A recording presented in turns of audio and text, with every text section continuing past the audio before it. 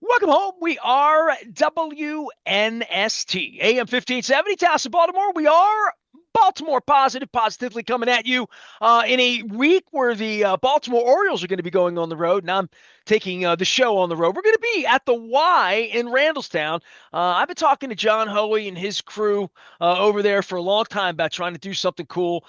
This is going to be a cool thing. Juneteenth in progress, and kids in the pool and summer and safety and local and community and wise and all sorts of things going on. Julian Jones, councilman's going to be out with us, as well as Barry Williams, who was a longtime educator in Baltimore County, who I love having on the program.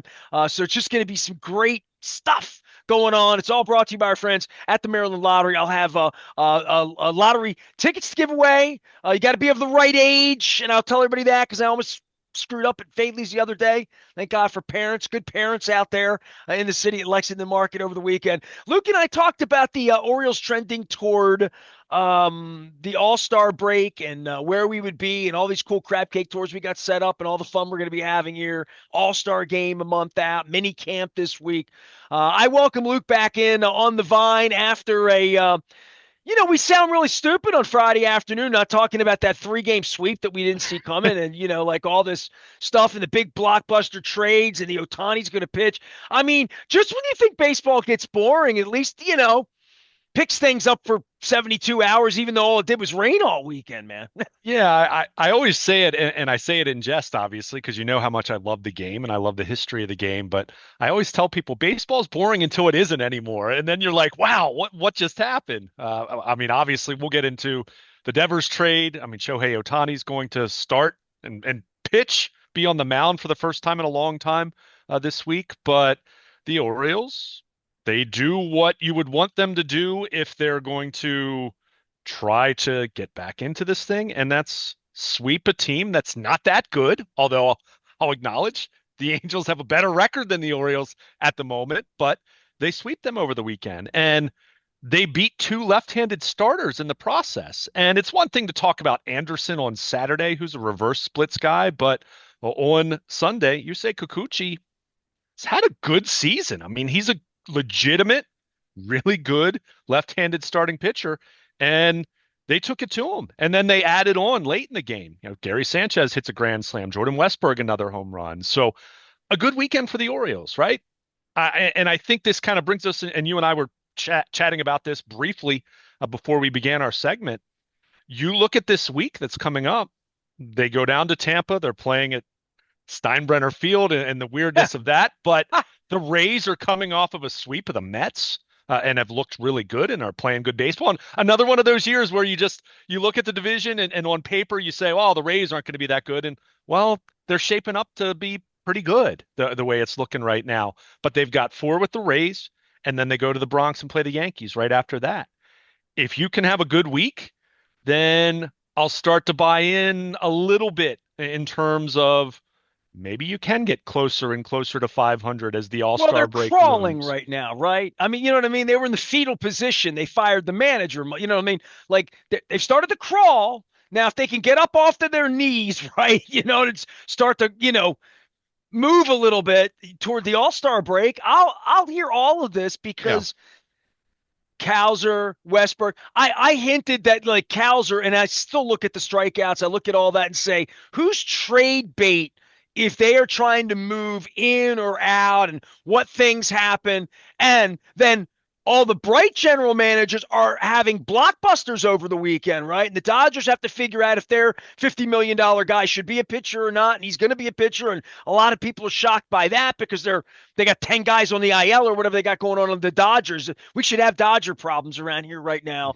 But I would say from a baseball perspective, for where this franchise thought it was when you and I were wandering around Toronto drinking Geddy Lee's beer and I'm getting blisters on my feet and Adley Rutschman's hitting 2 home runs and Tyler O'Neill's hitting home runs for his countrymen, that whatever that team was supposed to be 8, 10 weeks ago, if it can be that for a little, whatever, 600, not 740, but it can play that way for a week or two. I mean, you start putting sweeps in and around, and they've played much better baseball over the last 2 or 3 weeks as a split to say Duplicate that. Duplicate that. I always say have a 17-9 kind of month.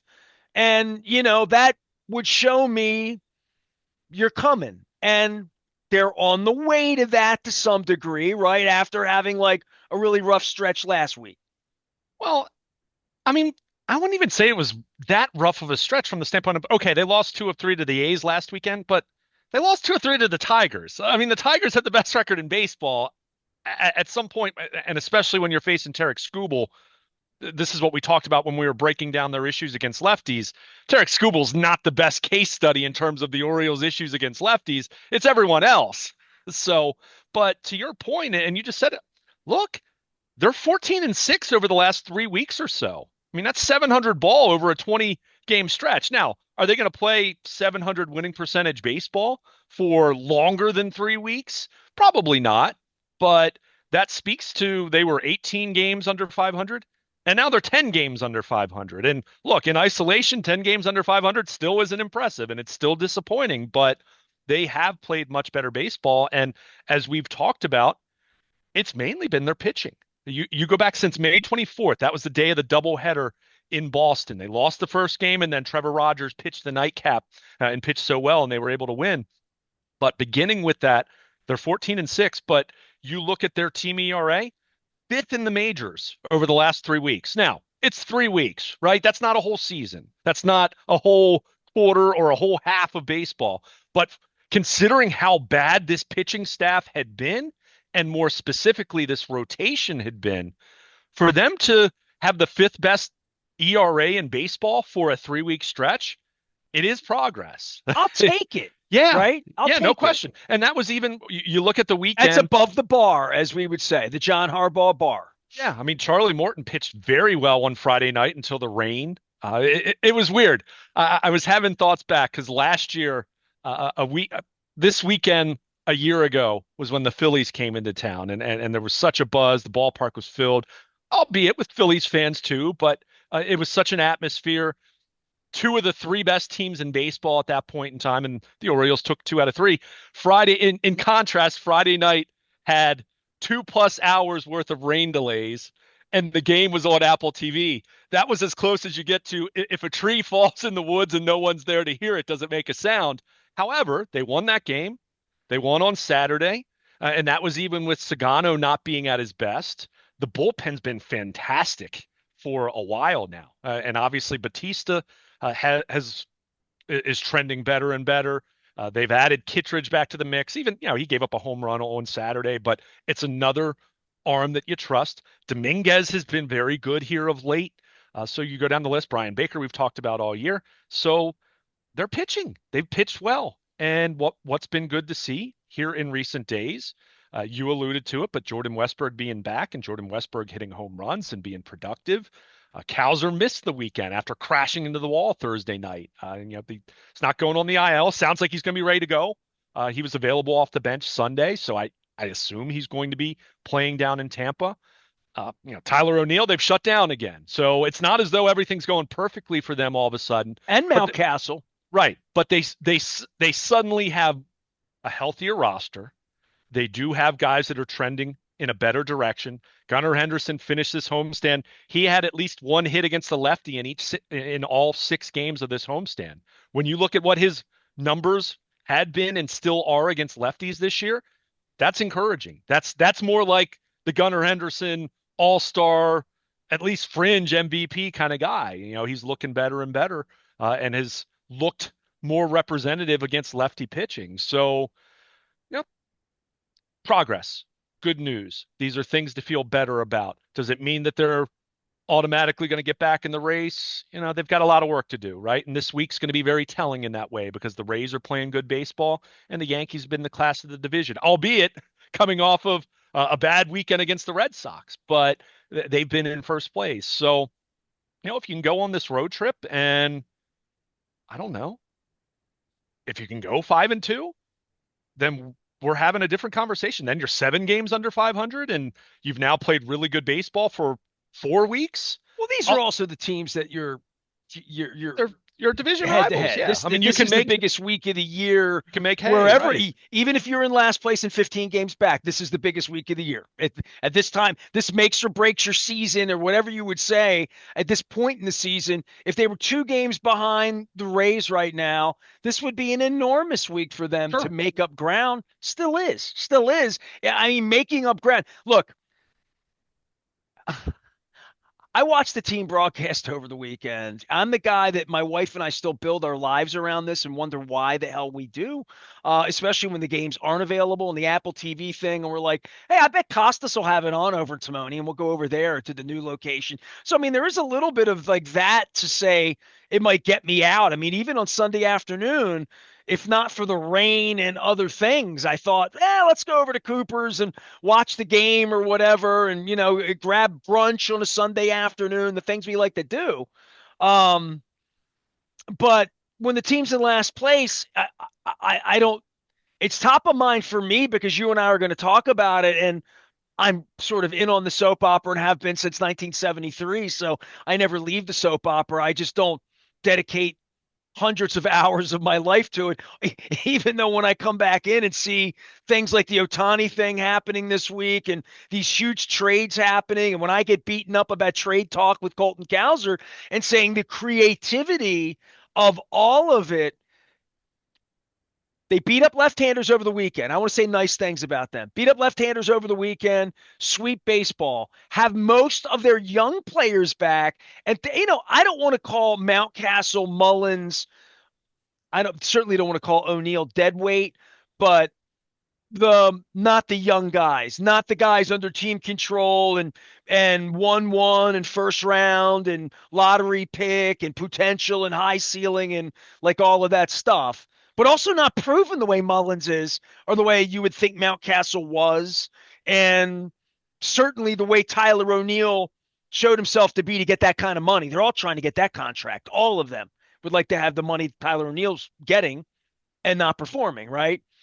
And ditto for Kittredge, who's now getting a chance, and the bullpen coming to life in Batista, which is the real truth serum, is to say if the bullpen can hold up and they can hit the ball and they play, and it's the wrong week for this because hockey, is on too. Complementary, we always say complementary hockey.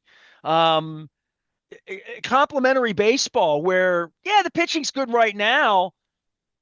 Time for the hitting to get good. I'm going to play the role of Luke Jones, from April. Hey, come on. Mayo, Holiday, let's go. Okay, Gunner, Adley, you're the leaders. Let's do this. Westberg, you're sort of the five-tool secret weapon we have here. You're the Swiss Army knife guy in all of this. I think Westberg's the straw that stirs the drink for me. And because Rutschman is proven not to be. I thought that. I don't know what I think of Gunner. I just think he hits the ball. Yeah, I don't know that he's a shortstop. I mean, we can go in and out of all sorts of things, but I look at all of it in the totality of it and say, can they play 640 baseball against Tampa and the Yankees this week, right now, the way their pitching is, the way their lineup is, Westbrook back, getting Cowser back, wherever they are, Mayo getting the at-bats that Mountcastle would have had, O'Hearn, all the things that they have going for them. Can they win a bunch of games this week and do what Doug DeCinces did in the summer of 1979, during this week, by the way, create a little Oriole magic and win 6 out of 7 and go up Yankee Stadium, beat their ass a little bit on Saturday and get people all whooped up around here, thinking they get back to 500. Yeah, I mean, they're capable, much more capable of that than the team they were putting on the field a month ago. That's all. Yeah. I mean, the at bats that the Dylan Carlsons, just all, whatever that was, right? I mean, we're now on to, all right, I'm not going to judge them based on Brandon Hyde's sins that I read about in the Baltimore Banner. I have to get some reporters on for that. But for me, the Mancelino thing, it's really an indictment of Brandon Hyde if the team starts playing 650 ball, and they've started playing 650 ball in a little bit of a nutshell. Now they got to go play the good teams and they can hang on. I mean, I ain't got nothing else to do in July except defend democracy, which I did down in Patterson Park for 4 hours on Saturday. That's all I have to do is democracy and evaluate the Orioles and hold Sashi Brown and Chad Steele and the Ravens responsible until such point where the NFL investigation comes out. That's all I'm doing all summer. Well, they're playing better. I mean, they are, and we've said that now for a few weeks. I mean, we're just citing. Can they play 600 ball? Can they play seven? They played 700 ball the last 3 weeks. Now, I'm not going to sit here and throw a parade when you sweep the Chicago White Sox or even the LA Angels, because the Angels are, they came into town 1 game under 500 and they're 4 games under 500 now after a sweep. But you think about the formula for being a good team anyway, right? It's beat up on the bad teams and you hold your own against the other good teams. I mean, that will generally equate to being, I don't know, a 90 win team, something like that, at least in the wild card contention. So this is a great test for the Orioles this week, going on the road, facing the Rays, who are feeling really good about themselves, maybe playing their best baseball of the season right now. And then you're going to go play the Yankees, who are actually reeling a little bit right now. And that was the funniest timing about the Devers trade, is it comes in the aftermath of what they did against the Yankees over the weekend. But the point with that is you have an opportunity now to command at least a little bit of attention. To your point, you're still 10 games under 500. You certainly didn't have a lot of eyeballs on the product compared to a year ago at this time, where they were playing the Phillies and all of baseball was talking about it. And then they were going to the Bronx and they were playing the Yankees. And, they won 2 out of 3. They had the big finale, but that was also, there were guys being hit. There was some tension between the teams, all of that. So you're not there. You've got a long way to go to get back to that point. But Oh, this would be like an incredible story if they inch in and get the last, wild card, and that's where, but they that's where, fix their pitching along the way, and like but that's it where would you be an look at incredible this. story. That's where you look at this thing, and you do acknowledge, while there are a ton of teams that are in this category, but you look at the wild card standings, it's not as though the top 3 teams are all 15 games over 500, right? You don't have a bunch of juggernauts in the American League where you say, oh my goodness, you have no chance. Now, we're still talking about a slim proposition here. And the flip side could occur too. They could lose 6 out of 7 this week and they're back to 15 games under 500. And then that kind of feels like, all right, now you're well under a month away from the All-Star break. You're a little over a month away from the trade deadline. You're 15 games under 500. So you've made up a few games, but that's it. At that point, you're like, okay, it's over. Like, this was the last scare in the horror Where movie. do they need to be in your mind on July 31st? I mean, Two under, I mean, four July under, 31st, I feel like you need to be at 500 or like, at yeah, 500. very close, right? I Okay. mean, I because what are we talking about then? Are you just standing pat, or if you're not selling, are you looking to buy and you're Well, trying to make? I want to do a longer thing on the So trade you want thing to. and the blockbuster thing and the balls to do it and Mike Elias and Cal Ripken getting involved over the weekend. And like, I can do all of that. I'll keep this on the field for now in this segment because I do think that there's a much larger picture in all of this if they start to breathe life this week, right? I mean, Sure. then I think we're having different conversations about, but no matter what, we're having conversations right this minute about what they would look like as a contender in August or September, and what would that look like with their current state of pitching and the notion that the manager was part of the problem as well as the injuries, and that Colton Cowser is an all-star. And Nestor, you're out of your mind trading a guy like that Why under you're team so control for a fixated on the couple of Colton? years for All I, anyone, well, but I'm saying for that core bunch of players that you have pumped up, that they have pumped up, from, let's go through their skill set. Adley Rutschman and Henderson. Adley was supposed to be the better player, right? But those two guys better be Willie and Hank in this organization, or Frank and Brooks. And then right behind that, there has to be Westberg. Holiday might be, he might be the best of the whole bunch of them. I'm a Westberg guy. Cowser, people make, and then there's Mayo, Kerstad, where are we now, and all of that.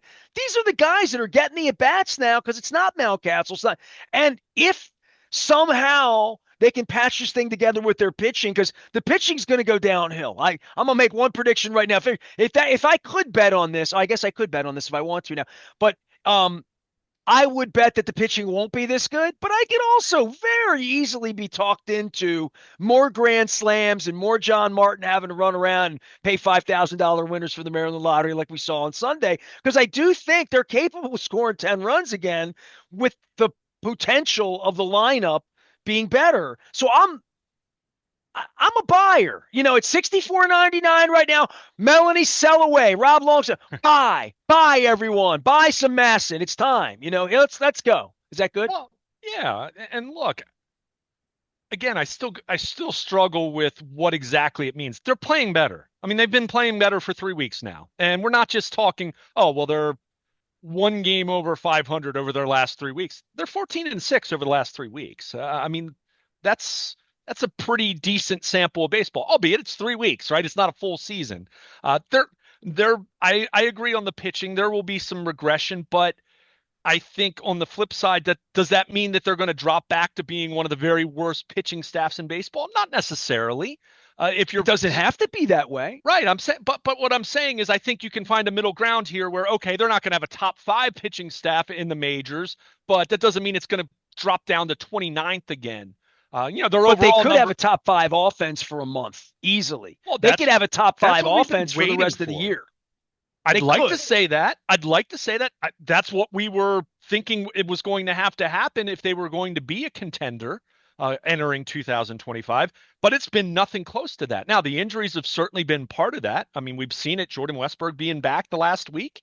He's a really good player. By He the way, was it an feels good all-star to last talk year. optimistically after a sweep and say they Yeah, are 14-6, because I don't think, a month ago, gloom and doom, Preakness week, when it's really hitting the cellar and they it were was really in a miserable. crapper, It's firing the miserable. manager on Preakness Day, like all of that going on, like to say they'd be 14-6 and inching back in, and we can be talking good about players being back and them being healthy and being productive and looking like the team we thought they were going to be in March. So it's not hard to get me to buy into the fact that they can be beyond competitive. You know what I mean? That they didn't have to throw the towel in and be woeful and just be a last place dog ass 24 games under 500 team, right?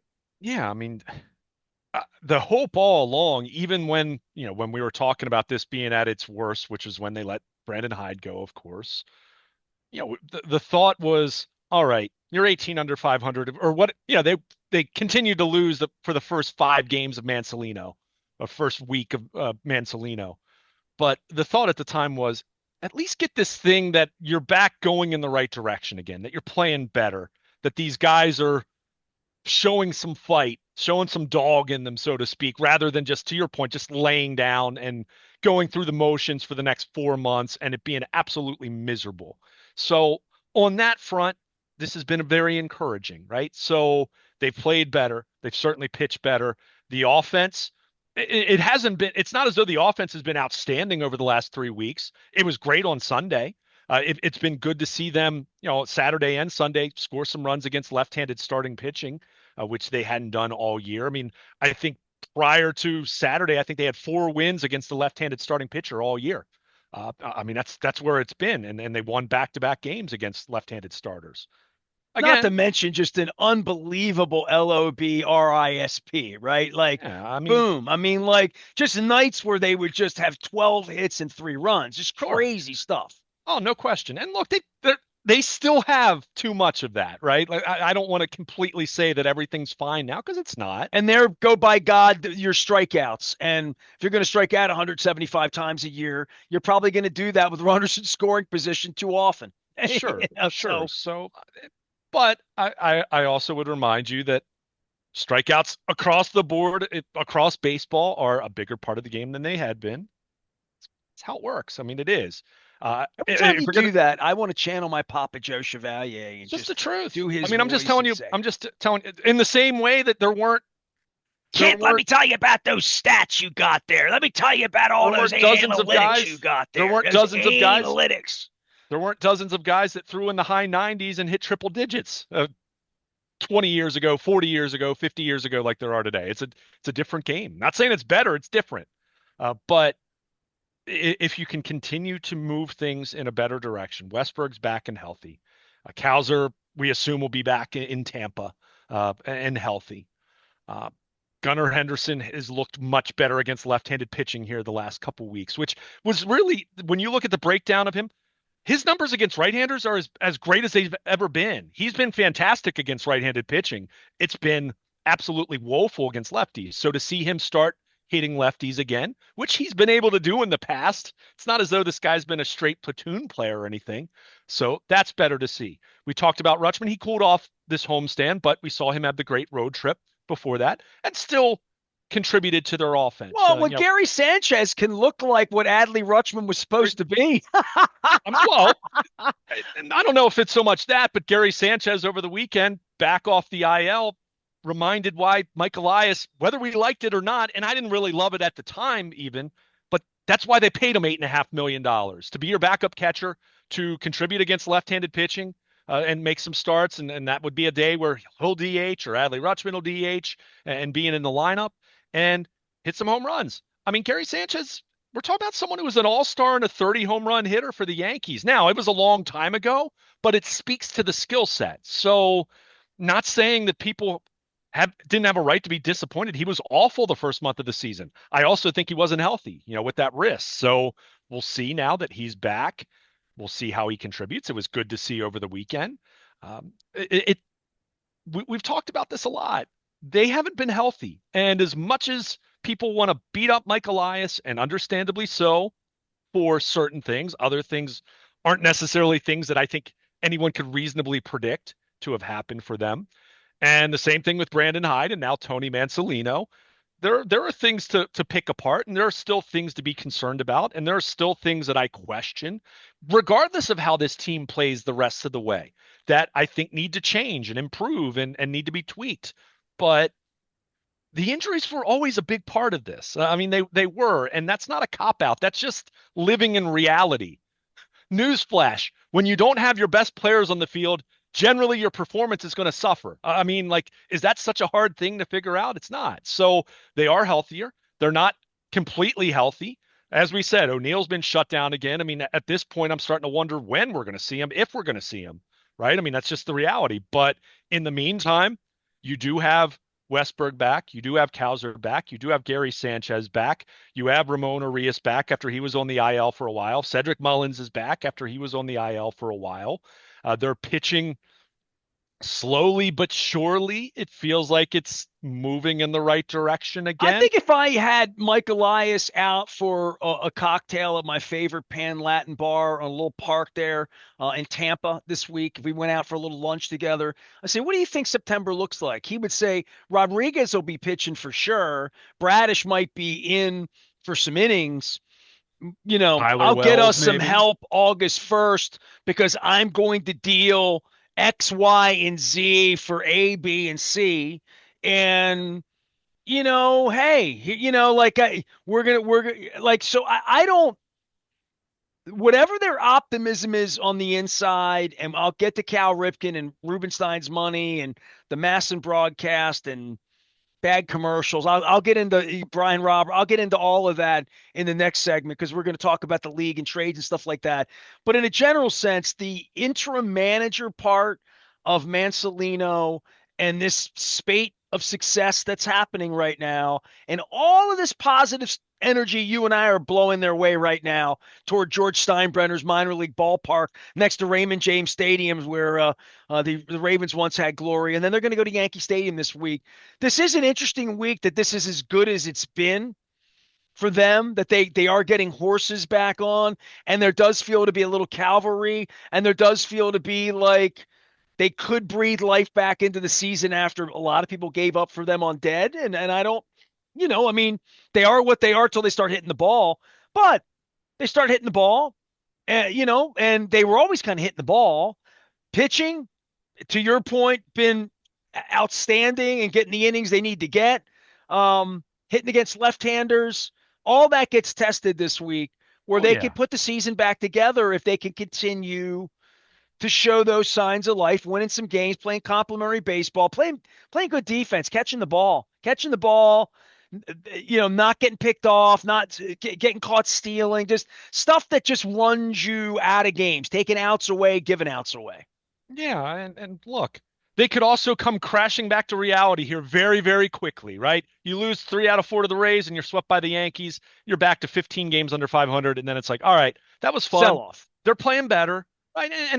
And that's the bed they have to sleep in at this point because they made that for themselves when you fall 18 games under 500. You don't have time for a bad week. And when I say that, it doesn't mean, oh, you can't lose a series the rest of the year. No, we're not saying that. But you have no wiggle room to have a stretch where you lose 9 of 10 or you lose 9 of 11 after they just won 9 of 11 recently. Like that's gone. You had your 8 game losing streak, right? I mean, that you had that as the manager was being fired and the new guy was taking It's like over. getting a bye week in the NFL when you get it in Yeah, week I mean, five. it's You don't just get it again, right. I right? mean, so it's go time the rest of the year, and that doesn't mean you have to play 700 the rest of the year, but overall, like over the next 3.5 months, you've got to play great baseball. But that said, having acknowledged that and understanding they have no margin for error, and yeah, if the injuries start to pile up again, or if the pitching comes crashing back down to the levels that it was a month ago or 6 weeks ago, where it was just horrendous, rotation and bullpen, and we've seen it be better. Probably, I think there's going to be a finding the happy medium somewhere, and we'll see if that's good enough, right? Whether it is happy enough or not. But the reality is, the final wild card spot as we begin this week, as the Orioles are traveling to Tampa and they'll take on the Rays in a spring training ballpark. The Mariners are the final wild card right now. They're 36 and 34.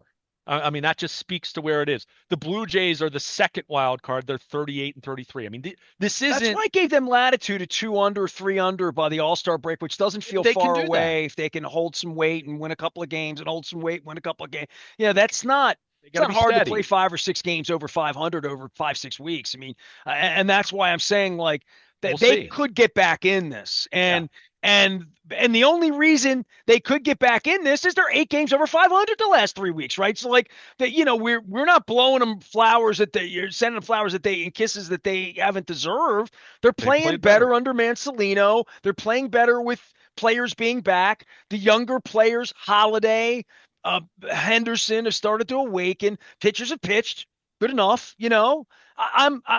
Batista's alive and well. Touched Yeah. I 100 the mean, other day, by the way. I mean, he hit 100 the other day. He's looked better. Yeah. And we talked about this a lot last year, and obviously it was such a big story over the last couple months not having him, but there really is something to the idea of what Jordan Westberg means for this team. And I'm not willing to go as far as you. I mean, you suggested maybe he's the best of them all.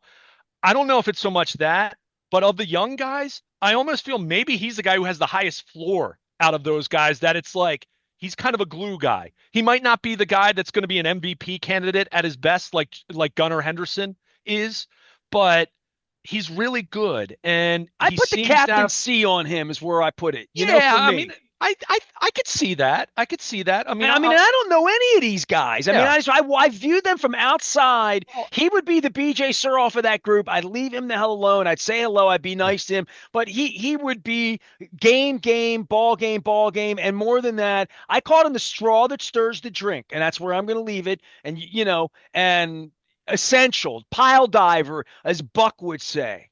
yeah, I mean, I think it's funny because we've talked so much, especially this year, with them getting off to the start that they did and where they find themselves now, which is still, I mean, they still have the third worst record in the American League. Let's also realize where they are. Even after playing the way they did the last 3 weeks, they still, I can talk about the three wild card teams, but in between the Orioles and the three wild card teams are still the Twins, the Red Sox, the Rangers, the Guardians, So the Royals, despite the and the fact that I Angels. sound like Greg Bader programmed me They this still have a morning long in way to my go. positivity, yes. Yeah, but you know, but we have to give the whole picture here, right? They are playing better, and that's good to see, regardless of whether that's going to equate to them actually getting back into any semblance of real contention. But I do think it's interesting with Westberg because we've talked a lot about the leadership piece, and we've talked about the idea that they don't have a lot of quote grown-ups, meaning like established long-time major league players. I mean, we've talked about how O'Hearn has kind of become that guy for them. And you kind of think about where he was for most of his career before arriving in Baltimore. But Westberg's even acknowledged this, and he's a quieter guy. He is. He's acknowledged I'm generally someone that I want to go about my business. I'm not necessarily going to say a whole lot in terms of that I want to, that I'm going to jump in front of the cameras and microphones and give a rah-rah speech or anything like that. He says that, my teammates tease me that I don't smile a whole lot. It's not that I don't love playing baseball and I don't love my teammates. It's just generally I'm all business when I'm on the field. But he's talked a lot about this because he's played well and we've talked to him before games and after games this past week. And he's talked about the fact that the injury last year and then him missing 6 or 7 weeks this year with the hamstring. He's talked about how it's given him it's revised his outlook a little bit, not so much on the team, but just how much he loves baseball and how much he's missed it. He's been on the sideline way more than he's been on the field since last August. So, and he's even said that he's making it a point to smile a little more, have a little more fun, talk up his teammates a little bit more. But it feels like he's doing it in an organic way. It's not as though it's like this personality transplant, but it does feel like a young ball player who maybe feels a little more comfortable in his own skin and maybe is taking on a little bit more of a leadership role rather than deferring to having more veterans the way they did 2 years ago when he was coming up as a rookie, right? Or even last year when you still had Burns, you still had Santander, you had some other guys that were a little more veteran minded. Of that young group, he does feel like the guy that's the little more of the glue guy, a little more of the leadership quality. Doesn't, I don't think that means he's necessarily the best player, but he's one of the best players. He's certainly at his best, might be their second best player, right? I mean, I'm still going to put Henderson's upside over anything else they have, but I think Jordan Westburg is really, really steady. And we saw this even the first half of last year, even when before Adley fell apart in the second half of the season. I remember you and I talking, and I think we were even suggesting he might be the second best player on this team. And that was an impressive leap for him because he was one of the few rookies, when he came up as a rookie, he's one of the few guys they had that didn't struggle at an insane level for a month. But at the same time, he was much more of a league average player when he was a rookie and came up in 2023. Go look at it, a 700 OPS, didn't show a whole lot of power, double gap power, but not a lot of home run power.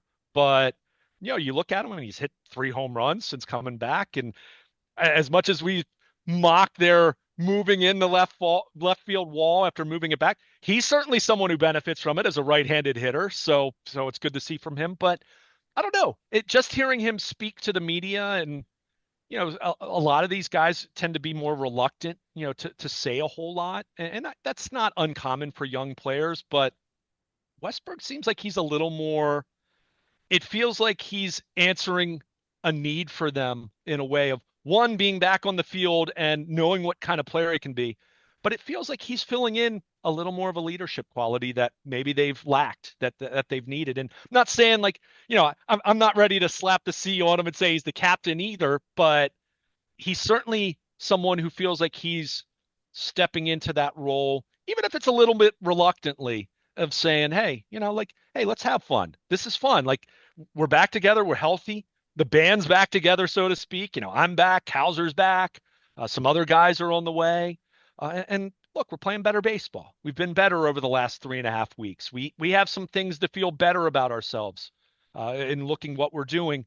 Still have a long way to go. No one has any there's no false expectations here that we're totally fine. Like, we've got a long, long way to go still, and it's going to start with this week. But it has been interesting to see him look like he's growing up a little bit. And I don't mean that he was immature, because he always felt like one of the more mature of the young group, just in his personality.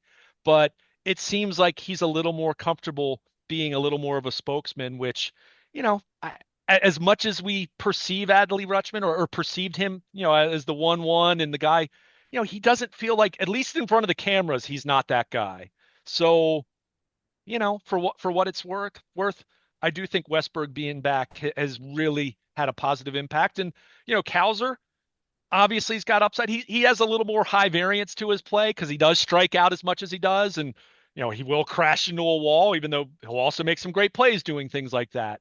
But I feel like he's a little more of the guy that keeps everyone loose, that because he's funny and he's got that kind of personality that he can be a little bit of guys will gravitate to him a little bit in that way, just to laugh and have fun, which they need to have that. As much as there's nothing to laugh about the way they played the first 2 months on a day by day basis, you still have to have that if you have any shot of turning this thing around. So, the vibes are much better. And again, that could come crashing down here over the next 5 days very quickly.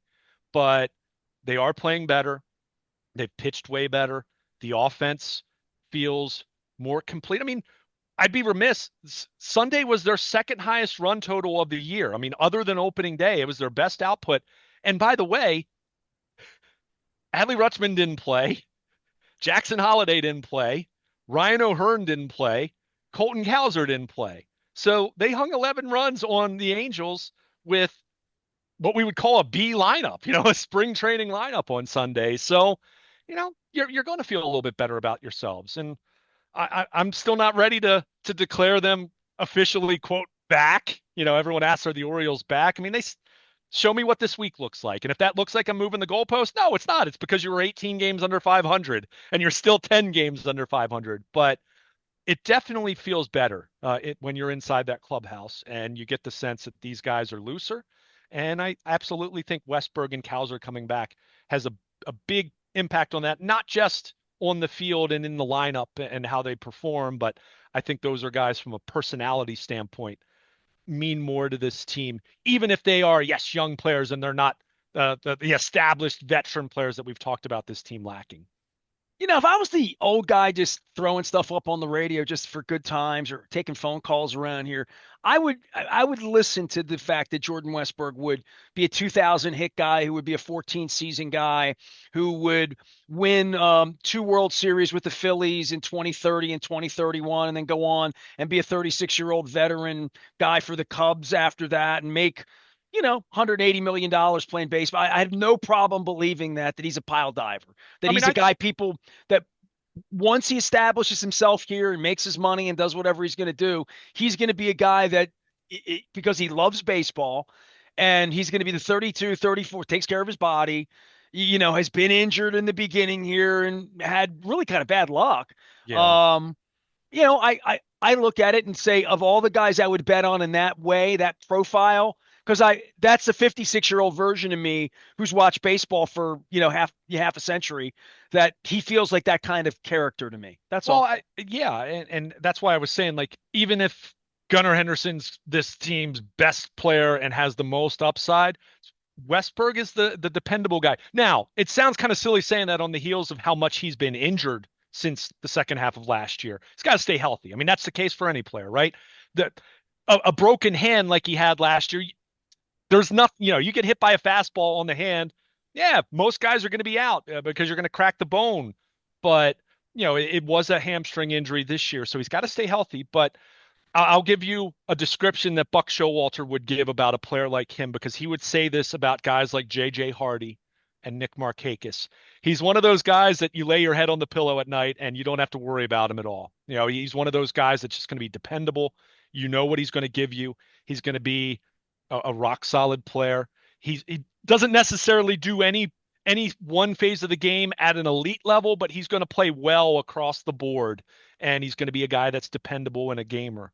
That's what I think the belief is, that Jordan Westberg's going to be that guy for them. And again, he's given them a spark. He's swinging the bat well right now, coming off of the IL. And I call him you a know, Swiss Army enough. That's pretty yeah, good, right? yeah. Well, he plays second and third base. Yeah. He plays two spots and plays two spots well enough. I don't know if he's going to be a Gold Glove defender, but I think he's a guy that's going to be steady. Like I said, I think he's the guy that, of all their young players, to me, he feels like the high floor guy. Like, he's the guy that you're going to get a baseline performance from him that you're going to feel really, really good about. And at times he might look like a star for stretches, but You'll go he's do just their going to, record when he's in the lineup and when he's not for me, okay? well, think about it. This is very simple. I don't even need to do that. Think about how great they were in the first half last year And then they struggled in July. Now he was there in July when they started to struggle a little more, but he got hurt the day after the trade deadline. He got hit on the hand and was on the IL until the last week of the season and came back. And in all honesty, he wasn't ready. I mean, he he wasn't Jordan Westburg, They but were sub 500 team in 60 days there. yeah, yeah. And then think about he exited the lineup. What was it? April 27th or 28th was the last time he had played, and then he was on the IL. And look how bad they were for at least the first half of that stretch. So yeah, he's important, and it's not just him, obviously, but he's one of those guys that's important. I mean, he might be their second best player, right? And he's a guy that has already been to an All-Star game, and probably if he can stay healthy, probably has a few more of those in him over the years. So it's great to have him back. It's really good to have Kowser back. It's good to have some of their other complementary pieces back, like Gary Sanchez. And we're going to see what it looks like. Again, sweeping the Angels is great. Good job, right? I mean, the Angels have hung around 500, so it's not like they're terrible. But this is the week. Now, this is the week. You've played better for 3 weeks now. You're going to go on the road. It's going to be hot down in Tampa. It's a weird environment. You got to bring your own energy. The Rays have played very well here of late. They pitched very well. So it's going to be a challenge. 4 game set. It's hard to play 4 game series on the road and win a series. But if you can do that and you can go to the Bronx and Getting under fly balls in minor league ballparks with open skies on it's 92-degree different. nights. Yeah, a I little, mean, little weird. I guess the good news is they just experienced that in Sacramento not long ago. I mean, it's just weird. It's so weird. What 7:35 starts? I mean, this is like my childhood. That's when they started games when I was a kid. 7:35. So, Proper. Give me a time to get 2 drinks in uh, before I go get something done, get a run in, mow the hey, lawn, do something. go win 2 series on the road. Hey, easier said than done. I get it, but this whole thing is easier said than done, right? I mean, you're 10 games under 500, so you can do that. You have a 5-2 week, and then you come home and you're 7 games under 500 and you have now played that kind of baseball for almost a month at that point, then yeah, it's feeling more plausible than certainly feels better than it did when they were 18 under or 14 under when they fired Brandon Hyde or whatever it was. So, they're having more fun and they're playing better. What's that going to mean for the next 6 weeks? We're going to find out. But I think this week specifically is going to be telling because you're going up against first place team and the other team in the division who is playing as well as anyone right now and feeling good about themselves. So it's not going to be easy. Luke Jones is my dude. He is covering all things Ravens minicamp this week, even though we just did a lengthy baseball segment. The Orioles at George Steinbrenner Field, then heading to Yankee Stadium. It's going to be a Babe Ruth kind of week this week, if not a Mike Messina kind of week. We got a lot going on around here. We're doing the Maryland Crab Cake Tour at the Y in Randallstown with John Hoey and a bunch of folks. Barry Williams is going to be with us, as well as Councilman Julian Jones. So a lot of things happening around here, moving parts on the Maryland Crab Cake Tour, including our 27th anniversary, brought to you by Curio Wellness. I'm wearing my Curio shirt, as well as Liberty Pure Solutions and Coal Roofing and Gordian Energy. Put me out on the road. My 27 favorite things to eat are coming in August. I feel like Santa Claus, and I'm staying fit. Listen, man. I had Q on last week from Planet Fitness. He's down here at the Towson location. Feeling pretty good right now for the first time in a long time. Getting my swerve back, getting my vision back, getting my 20 miles of walking into New York, and then eating my face off. But I'm a lot going on with the Crab Cake Tour. A lot going on this summer here. A lot going on politically that I will get to later on in the week as well. And my marching in Patterson Park that I'm proud of. But in the meantime, Orioles are in Tampa. Luke is in Owings Mills. Lamar Jackson's in Owings Mills. It's mandatory minicamp week, and the Orioles trying to claw back into things in the American League East. I am Nestor. We are WNST, AM 1570, Towson, Baltimore. We never stop talking. Baltimore positive.